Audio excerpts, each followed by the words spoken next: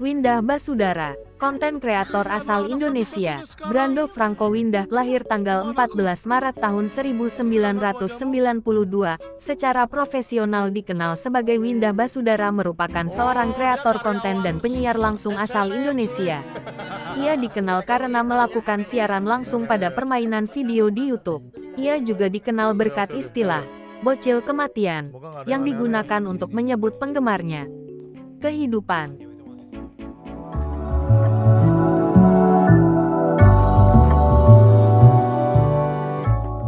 Masa muda. Brando Franco Windah lahir pada tanggal 14 Maret tahun 1992 di Manado, Sulawesi Utara. Merupakan anak kedua dari 4 bersaudara. Dia memiliki 2 saudari, Florence Windah dan Caroline Windah, dan seorang adik laki-laki, Vincent Windah. Ketika dia masih di taman kanak-kanak, keluarganya memutuskan untuk pindah dan menetap di Jakarta, di mana dia menghabiskan tahun-tahun pembentukannya. Ia bersekolah di SD Santo Vincentius, SMP Marsudirini dan SMA Santo Bellarminus. Ketika Brando duduk di tingkat 11, dia sering diganggu oleh teman-teman sekelasnya. Akhirnya membuatnya berhenti sekolah dan bekerja untuk ayahnya sebagai operator warnet. Orang tuanya meyakinkannya untuk melanjutkan pendidikan hingga lulus dengan ijazah, sehingga ia kemudian melamar program sekolah rumah yang dijalankan oleh Kak Seto, seorang psikolog Indonesia.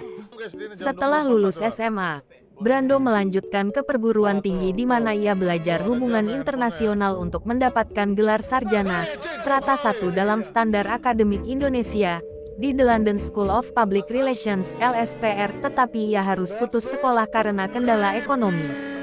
Setelah berhenti kuliah, Brando memulai kehidupan kerjanya sebagai pelayan di sebuah kafe kecil di Jakarta, di mana ia berpenghasilan sekitar Rp900.000 per bulan. Dia berhenti setelah hanya sebulan karena upah yang rendah. Segera setelah itu, Brando mulai bekerja di restoran Bluegrass di Kuningan, Jakarta Selatan, di mana ia dilatih untuk lebih profesional, sehingga keterampilan komunikasinya meningkat pesat.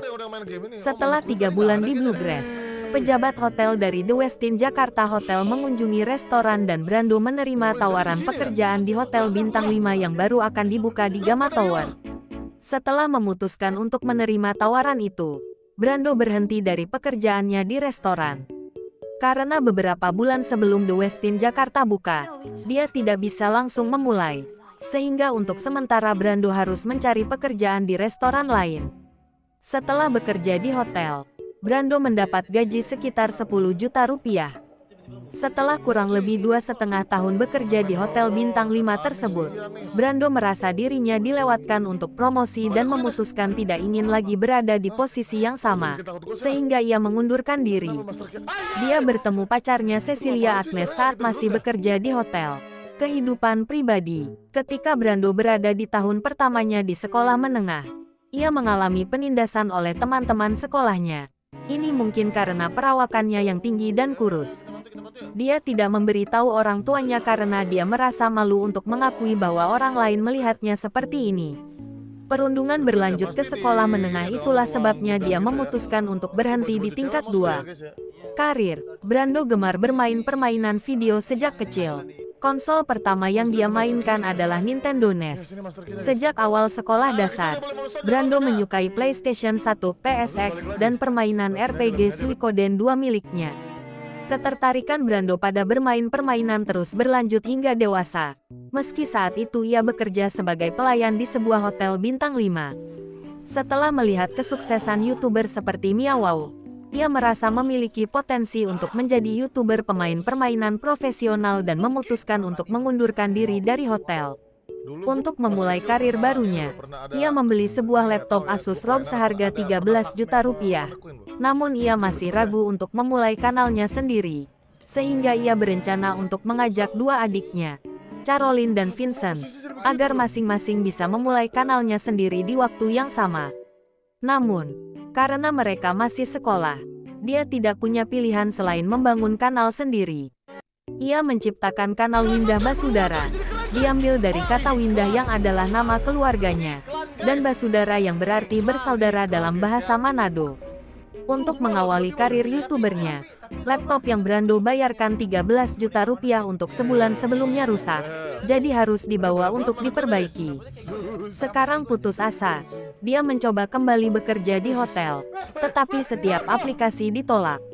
Brando menceritakan kepada ibunya, yang menawarinya pinjaman agar dia bisa membeli PC baru. Ia mengungkapkan pernah kesulitan mendapatkan penonton, maka ia mulai menambahkan tautan spam di aplikasi perpesanan pada beberapa platform media sosial seperti Facebook, Google+, dan Line Square. Winda Basudara memulai karir YouTube-nya pada tanggal 29 Desember tahun 2018. Dia mengulas banyak genre permainan di kanal YouTube-nya, mulai dari permainan bermain peran RPG aksi, strategi waktu nyata RTS, permainan balap, permainan petualangan, dan masih banyak lagi. Dia juga dikenal karena akting yang biasanya dia lakukan selama atau di akhir siaran langsungnya, sebagai bagian dari kepribadiannya yang unik.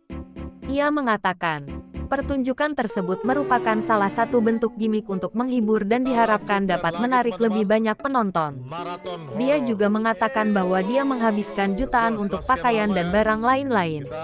Karena keberhasilan yang luar biasa sebagai seorang penyiar, ia sekarang mengumpulkan sekitar 100.000 penonton selama siaran langsungnya. Pada April tahun 2019, Winda Basudara hanya memiliki 1.000 pelanggan.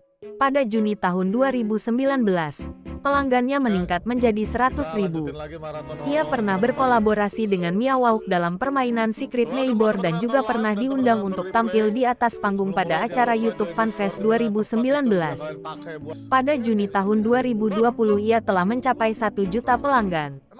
Pada tanggal 8 Juli tahun 2021, Winda Basudara secara resmi diumumkan melalui akun Instagram mereka @timur sebagai merek ambasador baru untuk tim esport RRQ, Rex Regum Keon.